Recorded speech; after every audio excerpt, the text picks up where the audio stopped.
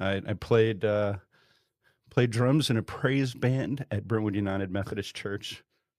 Before that, that was where a fair amount of my deconversion Yeah. happened. It was a very, very interesting Behind that drum set. Yeah. So, but here's the best part about it, right? It was behind the drum set, behind the pulpit. And so in between the band playing, like some of the band would go off and sit in pews, but because of that, I sat in a chair back up behind the pulpit. And so as time was going on and I was going through some of my deconversion, it was like I'm sitting back up behind the pulpit going, I shouldn't be here. I shouldn't be back. Just looking dejected on your face, like everybody in the congregation staring. I was like trying to kind of hunch down as much as possible, hoping that people could see me up there going, no. Did you ever feel tempted as the drummer, like when the pastor said something really outrageous? Did you ever feel tempted to give me there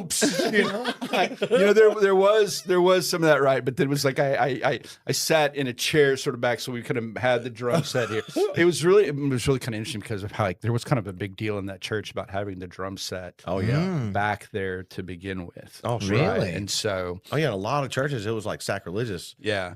Especially if they had like choir robes and hymns and that, and an organ and you get a little bit like that rock music, like that. Yeah, they straight up it was interesting. They started us out in sort of this side chapel, and it got really big.